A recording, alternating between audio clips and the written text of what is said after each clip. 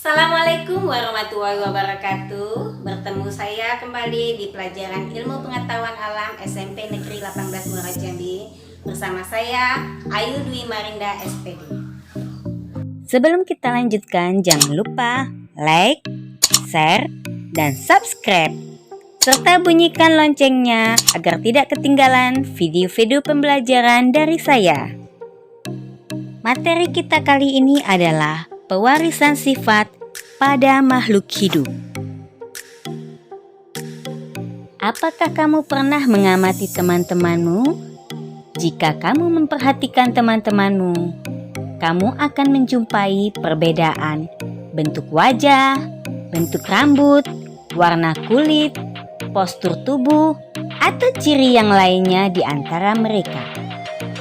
Perbedaan-perbedaan ini dikontrol oleh sesuatu yang disebut sebagai gen yang diwarisi dari orang tua kita. Tahukah kamu apa itu gen? Bagaimana proses pewarisan gen-gen dari orang tua kepada keturunannya? Apakah kamu sangat tertarik untuk mengetahuinya? Mari kita pelajari materi ini dengan cermat dan penuh semangat. Pewarisan sifat atau hereditas merupakan penurunan sifat dari induk atau orang tua kepada keturunannya atau anak.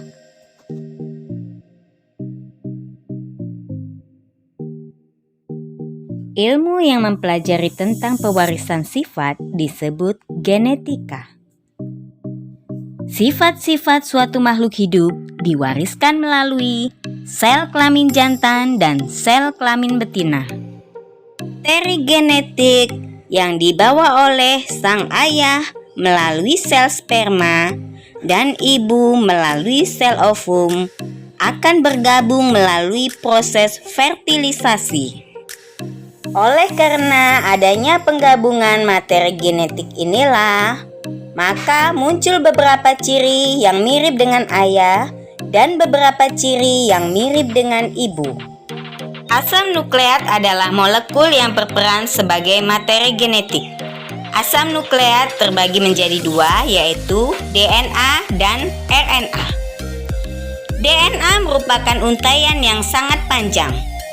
DNA melilit pada protein yang disebut protein histon. Seluruh untai DNA tersebut dikenal dengan kromosom. Kromosom merupakan benang-benang halus yang berfungsi sebagai faktor pembawa sifat keturunan. Kromosom dapat dibedakan menjadi dua, yaitu kromosom tubuh atau autosom dan kromosom kelamin atau gonosom.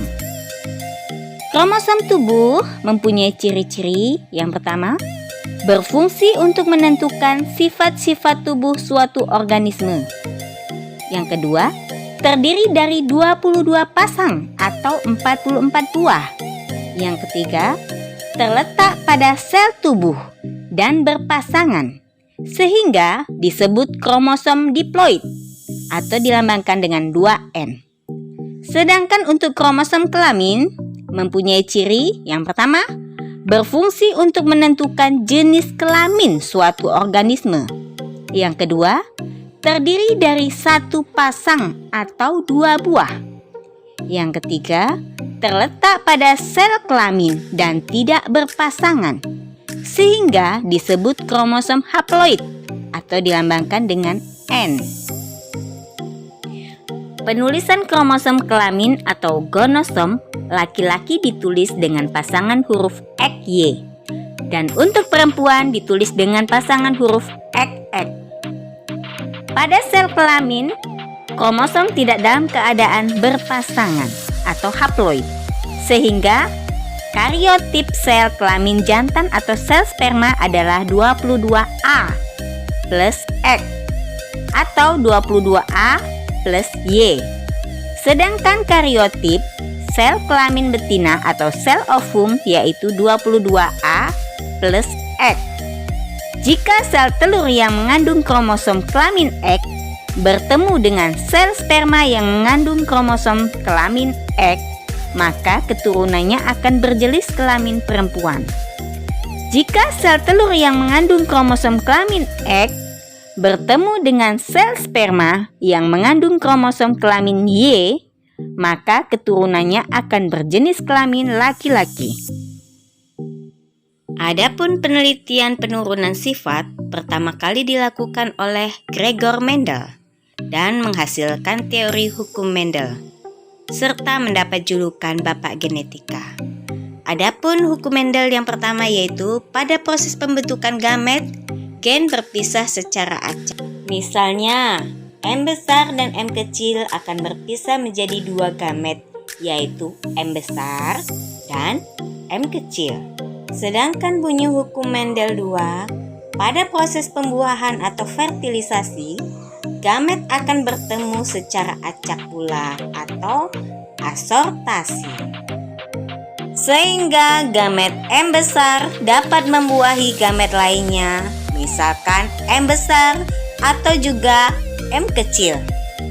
Ada beberapa istilah dalam genetika yang perlu kita ketahui, seperti parental atau P adalah orang tua atau induk, filial atau F adalah keturunan, genotip adalah sifat pada makhluk hidup yang tidak terlihat, fenotip sifat pada makhluk hidup yang dapat terlihat, monohibrid adalah persilangan dengan satu sifat beda, sedangkan dihibrid adalah persilangan dengan dua sifat beda. Perhatikan contoh soal monohibrid berikut ini. Disilangkan bunga berwarna merah dominan dengan bunga berwarna putih resesif. Tentukan rasio fenotip dan genotip pada F2. Maka, kita simbolkan dulu bunga merah menjadi M besar dan bunga putih menjadi M kecil. Maka untuk menjawabnya, parentalnya atau orang tuanya adalah genotipnya M besar disilangkan dengan M kecil. Fenotipnya merah dengan putih. Karena M besar maka gametnya M saja yang besar 1, sedangkan M kecil gametnya adalah M kecil 1. Jika disilangkan menghasilkan M besar M kecil. M besar M kecil ini karena M besar adalah dominan, maka hasilnya adalah merah muda. Dari hasil keturunan pertama tadi disilangkan ke sesamanya, maka M besar M kecil disilangkan dengan M besar M kecil atau merah muda disilangkan dengan merah muda. Maka kita dapat membuat gametnya seperti ini, dan hasil keturunan F2-nya lebih mudah menggunakan tabel seperti ini. Jadi rasio fenotip pada F2 merah berbanding merah muda berbanding putih atau 1 berbanding 2 berbanding 1. Sedangkan rasio genotipnya M besar berbanding M besar M kecil berbanding M kecil atau 1 berbanding 2 berbanding 1. Ini adalah contoh yang lainnya. Tujuan dari membuat simbol adalah untuk mempermudah saat persilangan dan menghasilkan keturunan. Dan ini adalah contoh dihibrid. Prinsipnya sama dengan yang monohibrid. Pewarisan sifat pada manusia dapat mempengaruhi bentuk fisik. Selain itu, pewarisan sifat pada manusia juga berdampak pada menurunnya suatu penyakit cacat pada keturunannya. Berikut ini beberapa contoh bentuk pewarisan sifat pada manusia dan kelainan yang dapat diamati. Warna kulit. Misalkan gennya adalah A besar, B besar, C besar, menunjukkan pigmen melanin. Maka A besar, B besar, C besar memiliki kulit sangat gelap. A kecil, B kecil, B kecil, C kecil, C kecil mempunyai kulit sangat terang. A besar, A kecil, B besar, B kecil, C besar, C kecil mempunyai kulit sawo matang. Berikut ini adalah contohnya. Yang sebelah kiri mempunyai sifat sangat gelap, yang di tengah terang atau dikatakan putih, yang sebelah kanan sawo matang. Pernahkah kalian melihat seseorang yang seluruh tubuhnya putih, termasuk rambutnya? Orang yang demikian mengalami kelainan yang disebut albino. Albino merupakan kelainan yang disebabkan tidak adanya zat warna atau pigmen yang disebut zat melanin. Orang ini mengalami kelainan. Ia takut akan cahaya, rentan terhadap serangan penyakit kulit, dan mudah sekali melepuh apabila terpapar sinar matahari. Gen penyebab albino bersifat resesif dilambangkan dengan gen A kecil. Orang normal memiliki genotip A besar A besar. Penderita albino memiliki genotip A kecil A kecil. Sedangkan pembawa penyakit atau karir bergenotip A besar A kecil. Pewarisan sifat yang kedua yaitu tipe perlekatan cuping telinga. Tipe perlekatan cuping telinga juga dikontrol oleh gen, yaitu gen G besar untuk cuping telinga terpisah atau terlepas, dan gen kecil untuk cuping telinga melekat. Cuping telinga terpisah genotipnya G besar atau G besar G kecil. Cuping telinga melekat genotipnya G kecil G kecil. Pewarisan sifat selanjutnya yaitu pewarisan bentuk rambut. Gen C besar dominan mengkode rambut keriting. Gen S resesif mengkode rambut lurus. Sehingga apabila dia mempunyai genotip C besar rambutnya keriting, C besar S memiliki rambut berombak atau ikal, dan yang bergenotip SS memiliki rambut lurus. Pewarisan sifat selanjutnya adalah pewarisan sifat bentuk pertumbuhan rambut pada dahi. Tumbuhnya rambut seperti huruf V dikontrol oleh gen W atau Windows peak. Gen ini bersifat dominan, sehingga gen W besar atau W besar W kecil menyebabkan pertumbuhan rambut seperti huruf V, dan gen W kecil menyebabkan rambut melengkung. Pewarisan sifat selanjutnya yaitu kelainan buta warna. Buta warna adalah kelainan seseorang yang tidak dapat membedakan beberapa warna dengan baik. Biasanya antara warna merah, orange, biru, dan hijau. Sekarang, coba kalian uji mata kalian untuk melihat angka pada lingkaran berikut ini. Apakah kalian mengidap penyakit buta warna atau tidak? Kelainan buta warna diakibatkan oleh gen yang berada pada kromosom kelamin X. Perempuan penderita buta warna gennya adalah XCB. Sedangkan untuk wanita pembawa atau karier XCBX. Sedangkan untuk laki-laki dia akan mengalami penyakit buta warna langsung jika memiliki kromosom XCBY. Pewarisan sifat selanjutnya yaitu kelainan hemofilia. Gen hemofilia terletak pada kromosom X ditandai dengan lambang X pangkat H. Penderita hemofilia genotipnya XH. Laki-laki penderita hemofilia genotipnya XHY.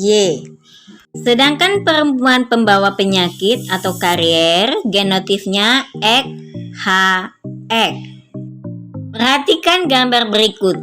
Orang yang mengalami penyakit hemofilia biasanya saat terluka lambat membeku, bahkan sangat sulit sekali membeku. Sedangkan orang yang normal apabila terluka akan cepat sekali darahnya membeku. Akibatnya, orang yang mengalami penyakit hemofilia akan kekurangan darah atau kehabisan darah apabila dia mengalami luka. Pewarisan sifat pada makhluk hidup dimanfaatkan pada pemuliaan tanaman dan pemuliaan hewan. Berikut ini adalah contoh pemuliaan tanaman dan hewan. Contoh pemuliaan tanaman yang pertama adalah tanaman pepaya. Perbaikan ukuran buah pepaya kecil menjadi lebih besar dan berbiji sedikit. Yang kedua yaitu variasi warna pada bunga anggrek. Yang ketiga, ketahanan bunga sedap malam dengan menambah asam benzoat. Yang keempat, keindahan dan keunikan tanaman hias mawar yang beraneka warna. Yang kelima, peningkatan kandungan kurkumin pada temulawak. Yang keenam, penemuan nangkada atau hasil pemulihan tanaman nangka mini dan cempeda. Yang ketujuh, penemuan jambu biji tanpa biji atau jambu kristal.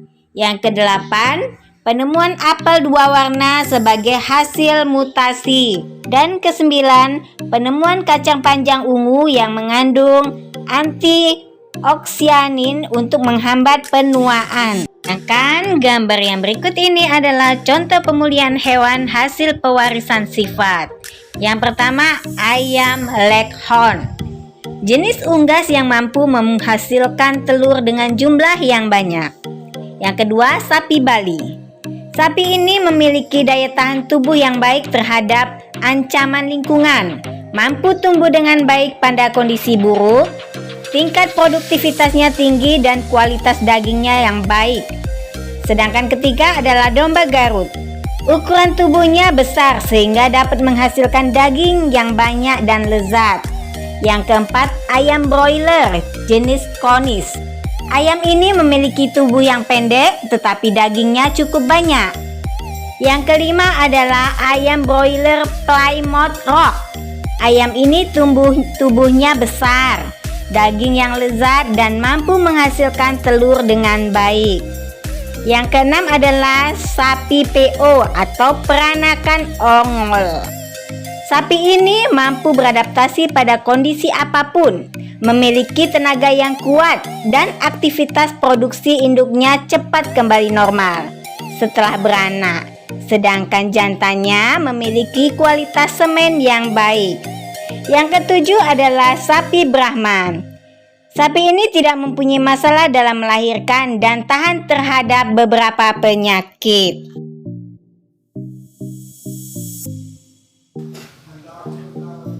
Demikianlah pembelajaran pada hari ini. Saya akhiri dengan wassalamualaikum warahmatullahi wabarakatuh.